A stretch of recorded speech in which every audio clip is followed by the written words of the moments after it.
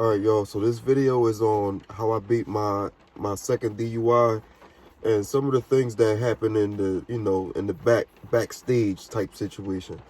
So when I was going to court, right? I was going to court fighting my second DUI. I ended up beating my DUI, fought it for almost 2 years, and I was under the influence when I got pulled over, but I still ended up beating the case. So I just want to give y'all a little how you say it, a little insight on how I beat my case, technically on how I beat it, and other, behind the scene type things, like, you know, hoping that God got me at the end of the day. So the whole time I was going to court, I seen another one of my homies. He was going to court for the same exact thing, second DUI, and he was fighting it just like I was. The only difference between me and him was that he had a lawyer, I didn't. I had a public defender. So throughout the whole year and a half when I was fighting this case, I just kept getting my case postponed, continue, and we just kept on trying to switch up judges, trying to find somebody that was more favorable to us, me and the public defender. So I remember one court date, I was sitting there, and this other dude, for that another guy, a second guy that was fighting, he was fighting, I don't know what he was fighting, but I think it was a DUI too, because it was a DUI courtroom.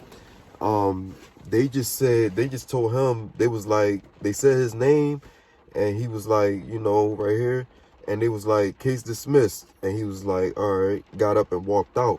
And when I seen that, I was like, yo, like, what in the world just happened? And I was like, man, like you know how when you see something like that, you're like, man, I wish I was that lucky and stuff like that, right? That's just like what I was thinking, like, man, like, I wish, like, I wish that for once that would be me. Every other case I record, I always just pled guilty. I always just took whatever deal they gave me, and this was actually the first time I was fighting something. So I when I saw that, it was intriguing. It was something that caught my attention about that, how he just, so that kind of sparked something inside of me that was like, man, I want that for me. And so I ended up getting that in the end.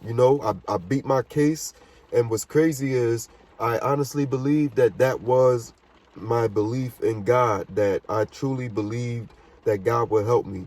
And one of my tokens of that, of what I believed, was the fact that I did not pay to get a lawyer. I just used the public defender. So, because I had to, by law, I had to. So, I used that, and God, and of course, it was definitely that belief that, and I had that hope, like, I hope God got me, I'm hoping in that I get that same outcome like that other dude. And I got it. So this is just something for y'all to keep in mind, that whenever y'all fighting a case, man, before you even start trying to fight a case, make sure you talk to God first, man. Ask God to help you out, because can't nobody help you like God. Even a lawyer. My boy that had the lawyer, he lost his case. And he ended up even serving time or something like that, like weekends. You know how they do you when you get found guilty and stuff like that. So, and he had the lawyer, I didn't, and I basically just chose to ride with God on that one, and it worked out good for me. So any questions or comments, hit me up.